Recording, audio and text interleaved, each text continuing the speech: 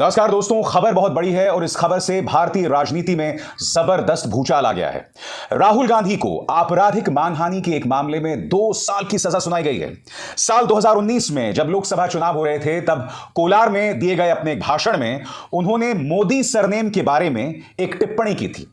इस मामले को लेकर भारतीय जनता पार्टी का एक नेता जो है सूरत की एक अदालत में जाता है। यह मामला जो पिछले 3 सालों से चला आ रहा था और आज जाकर राहुल गांधी को 2 साल की सजा मिली है। दोस्तों, बड़ा प्रश्न यह कि क्या राहुल गांधी की लोकसभा की सदस्यता चली जाएगी? क्या राहुल गांधी को खत्म करने का जो पूरा एक प्लान रचा जा रहा है, जिसके अंतर्गत उनके भाषणों को देशद्रोही बताया जाता है, उनकी छवि पर प्रहार किया जाता है, उनके बारे में कई झूठे और अनर्गल प्रचार भी किए जाते हैं, उसके बाद अब यह अदालती फैसला, क्या इसके जरिए राहुल के खात्मे की तैयारी है? दोस्तों, चूंकि यह अदालत का फैसला है, जाहिर सी बात है इस पर कहने के लिए बहुत सीमित है मेरे पास, मगर मैं आपके सामने प्रतिक्रियाएं लाऊंगा, क्योंकि राहुल गांधी को 2 साल की सजा क्या सुनाई गई है।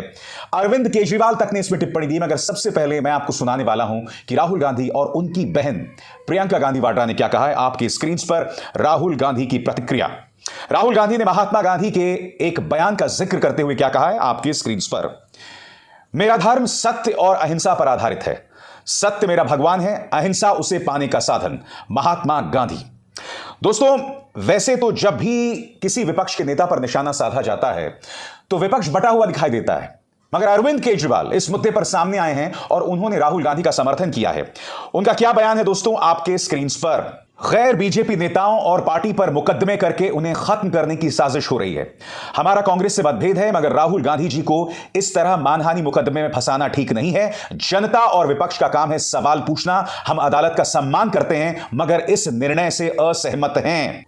एक तरह से कहा जा सकता है दोस्तों, एक बहुत ही तल्ख टिप्पणी यहां पर अरविंद केजरीवाल की, और आपको समझना पड़ेगा कि अरविंद केजरीवाल ने ऐसा क्यों कहा है, क्योंकि इस वक्त उनके 2 मंत्री जो हैं वो जेल में हैं। मनीष सिसोदिया और सत्येंद्र जैन सीबीआई और ईडी की दबिश के चलते वो जेल में डाले गए हैं। और यह ना भूलें, कल एक बहुत दिलचस्प घटनाक्रम हुआ। मोदी हटाओ देश बचाओ को लेकर आम आदमी पार्टी ने पोस्टर्स लगाए थे। इसके जवाब में दिल्ली पुलिस ने करीब 80 एफआईआर दर्ज किए और करीब 6 लोगों को गिरफ्तार किया। यही नहीं, मैं आपको यह भी बतलाना चाहूंगा कि उसी तरह से अरविंद केजरीवाल पर निशाना साधते हुए भारतीय जनता पार्टी भी उन्हें भ्रष्टाचारी, तानाशाही बताकर उन्होंने भी दिल्ली भर में पोस्टर्स लगा दिए, मगर उनके खिलाफ कोई कार्रवाई दिल्ली पुलिस ने नहीं की। दिल्ली पुलिस क्या तर्क दे रही थी? दिल्ली पुलिस ये तर्क दे रही थी, भाई ये पोस्टर्स जिन लोगों ने लगवाए हैं, जिन लोगों ने छपवाए हैं, उसकी जानकारी कहीं नहीं है। यानी कि इस वाहियात तर्क पर करीब 6 लोगों को गिरफ्तार किया गया, 80 एफआईआर हुई। इसलिए अरविंद केजरीवाल इस वक्त राहुल गांधी के साथ दिखाई दे रहे हैं, और जाहिर सी बात है इस मौके पर उनकी बहन भी पीछे नहीं है। प्रियंका गांधी वाड्रा क्या कह रही हैं, आपके स्क्रीन पर। डरी हुई सत्ता की पूरी मशीनरी साम दाम दंड भेद लाकर राहुल गांधी जी की आवाज को दबाने की कोशिश कर रही है। मेरे भाई न कभी डरे हैं न कभी डरेंगे, सच बोलते हुए जिए हैं, सच बोलते रहेंगे, देश के लोग की आवाज उठाते रहेंगे। सच्चाई की ताकत व करोड़ों देशवासियों का प्यार उनके साथ है। दोस्तों, इस मुद्दे पर कांग्रेस के प्रवक्ता पवन खेरा ने भी टिप्पणी की है। पवन खेरा ने तंज कसा है शाह और शहंशाह, यानी कि अमित शाह और प्रधानमंत्री नरेंद्र मोदी पर। क्या कहा है पवन खेरा ने, मैं चाहूंगा आप भी सुने, आपकी स्क्रीन पर। शाह और शहंशाह को एक ऐसा हिंदुस्तान चाहिए जिसमें विपक्ष चुपचाप कोने में पड़ा रहे, जिसमें मीडिया इनकी धुन पर नाचता रहे, जिसमें संस्थाएं इनके इशारे पर खड़ी हों, इनके इशारे पर बैठ जाएं।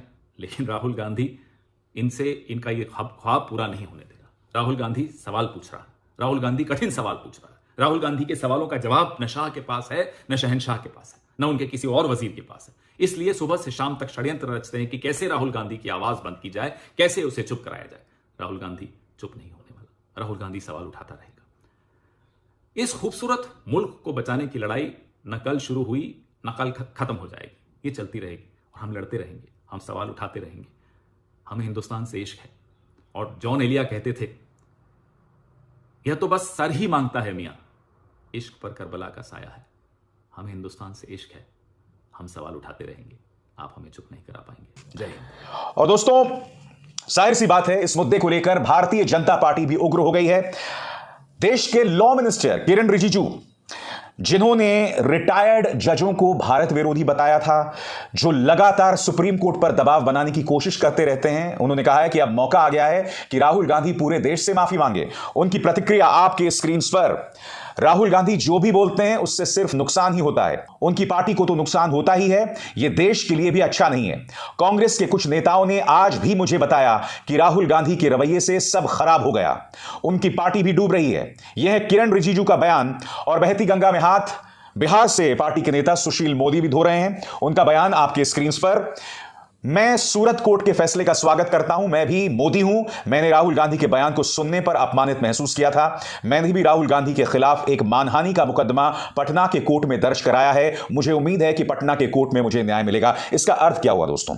इसका अर्थ यह हुआ कि अब भारतीय जनता पार्टी तमाम तरीकों से एक तरह से निशाना साधने वाली है राहुल गांधी पर, उन्हें बख्शने नहीं वाली है। अलग अलग केसेस के जरिए लोकसभा के अंदर उन पर दबाव डाल के, ये ना भूलें निशिकांत दुबे ने बाकायदा, जो कि गोड्डा से सांसद है भाजपा के, उन्होंने बाकायदा इस वक्त एक याचिका जो है लोकसभा में डाली हुई है, जिसके अंतर्गत वो चाहते हैं कि राहुल गांधी की सदस्यता खारिज हो जाए। क्यों? क्योंकि उनके मुताबिक राहुल गांधी ने विदेशी जमीन पर बैठ के भारत के लोकतंत्र में दखल देने की बात की थी। जबकि आप भी जानते हैं कि राहुल गांधी ने ऐसा कोई बयान नहीं दिया। और मैं बार बार अपने मन से कहता रहा हूं, मैं चुनौती देना चाहता हूं भारतीय जनता पार्टी के किसी भी सांसद, किसी भी विधायक को कि मेरे सामने वो साउंड बाइट, राहुल गांधी का वो बयान लाएं जिसमें राहुल गांधी ने विदेशी सरकारों से भारत में दखल देने की बात कही थी। सुप्रिया श्रीनेत, कांग्रेस की नेता, उग्र होकर क्या कह रही हैं आपके स्क्रीन पर? तुम्हारा पूरा तंत्र, तुम्हारे संसाधन, तुम्हारी पुलिस और खुद तुम एक अकेले इंसान को चुप कराने में लगे हो, क्योंकि उसने तुम्हारे मुखौटे को बेनकाब कर दिया है। देखना, सच की ताकत जीत उसी की होगी। गांधी डरते नहीं। उसी तरह से सुप्रिया श्रीनेत के सुर में सुर मिलाते हुए पार्टी की जो मीडिया स्ट्रैटेजी के प्रमुख जयराम रमेश क्या कह रहे हैं वो भी मैं आपके सामने ला रहा हूं। यह न्यू इंडिया है। अन्याय के खिलाफ आवाज उठाओगे तो ईडी, सीबीआई, पुलिस, एफआईआर सबसे लाद दिए जाओगे। राहुल गांधी जी को भी सच बोलने की, तानाशाह के खिलाफ आवाज बुलंद करने की सजा मिल रही है। देश का कानून राहुल गांधी जी को अपील का अवसर देता है, वो इस अधिकार का प्रयोग करेंगे। हम डरने वाले नहीं हैं। दोस्तों, मैं आपको बता दूं कि इस मुद्दे को लेकर शिवसेना ने भी तल्ख तेवर अपनाए हैं। पार्टी की नेता प्रियंका चतुर्वेदी ने कहा है कि मैं न्यायपालिका की इज्जत करती हूं, मगर राहुल गांधी को जो सजा सुनाई गई है वो जरूरत से ज्यादा सख्त सुनाई गई है। एक साजिश चल रही है। प्रियंका चतुर्वेदी आगे क्या कहती हैं? विपक्ष के नेताओं को लगातार निशाने पर लिया जा रहा है और मैं इसकी भर्त्सना करती हूं। आगे वो क्या कहती हैं? ये उन लोगों को शांत नहीं करेगा जो आम लोगों की आवाज उठा रहे हैं और सरकार का जी हजूर बनने से इनकार करते हैं। बड़ा प्रश्न, जिस तरह से सूरत की एक अदालत ने उन्हें 2 साल की सजा सुनाई है, क्या इससे पूरा विपक्ष जो है अब एक मंच पर आ जाएगा? क्या वो ये लम्हा है जो विपक्ष को एक मंच पर ला देगा? क्योंकि अगर आप पूरे भारत में देखें, तेलंगाना से शुरू करें, केसीआर की बेटी कविता पर निशाना, बंगाल में आइए, ममता बनर्जी, उनके मंत्रियों पर निशाना।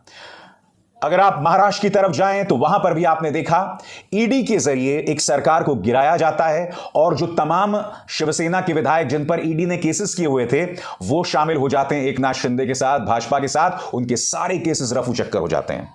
उसी तरह से दिल्ली में अरविंद केजरीवाल पर निशाना। तो एक तरह से कहा जा सकता है कि पूरी भारत में जहां जहां विपक्ष की सरकार है वहां वहां अनेकों केसेस से, चाहे ईडी हो, इनकम टैक्स है, उसके जरिए निशाना साधा जा रहा है। तो क्या विपक्ष अब एक मंच पर होगा? बड़ा प्रश्न। और उससे भी बड़ा प्रश्न कि क्या एक 19वीं सदी का कानून आज भी इस्तेमाल किया जाएगा विरोधियों पर निशाना साधने के लिए? क्योंकि देखिए, ये जो आपराधिक मानहानि है ना, जिसमें राहुल गांधी को 2 साल की सजा मिली है, ये अंग्रेजों के जमाने का कानून है। जी हां, अंग्रेजों के जमाने का कानून है जिसमें राहुल गांधी को सजा मिली है। और दिलचस्प बात यह है कि जिन अंग्रेजों ने हम पर 200 साल राज किया था, ब्रिटेन, उन्होंने इस कानून को हटा दिया है, मगर भारत से कानून नहीं हटाया। क्यों? ताकि इस कानून के जरिए जो सत्ता में है, जिसके पास रसूख है, ताकत है, वो अपने विरोधियों पर निशाना साधे। क्योंकि देखिए, अदालत जाना हर किसी की बस की बात नहीं होती। हालांकि मैं ये उम्मीद कर रहा हूं कि अब राहुल गांधी इसे चुनौती हाई कोर्ट में देंगे, सुप्रीम कोर्ट में देंगे, क्योंकि अब उनके सामने एक बहुत गंभीर चुनौती है। अगर ये सजा कायम हो जाती है, चूंकि ये 2 साल की सजा है, तो उनकी लोकसभा की सदस्यता भी जा सकती है और उस लोकसभा की सदस्यता को खत्म करने की कोशिश लगातार हो रही है। यह भारतीय राजनीति का टर्निंग पॉइंट है दोस्तों।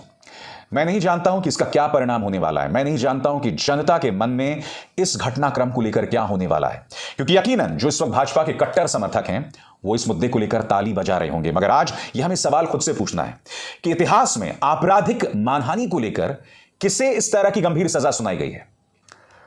वकील कह रहे हैं कि इस फैसले में बहुत झोल है, इस फैसले में ढेरों दिक्कतें हैं। उसको लेकर चर्चा किसी और दिन। आज इस कार्यक्रम का मकसद यह था बतलाना कि राहुल गांधी को 2 साल की सजा मिली है, उन पर निशाना साधा गया है। बड़ा प्रश्न ये कि क्या इसके जरिए भारतीय राजनीति जो है वो एक नया मोड़ लेने वाली है, एक नया परिवर्तन आने वाला है। हमें इंतजार करना पड़ेगा, क्योंकि लोकसभा के चुनावों को सिर्फ 1 साल का वक्त रह गया है और विपक्षी नेताओं को टारगेट करने का सिलसिला भी लगातार बढ़ रहा है। अब इसार शर्मा को दीजिए इजाजत। नमस्कार।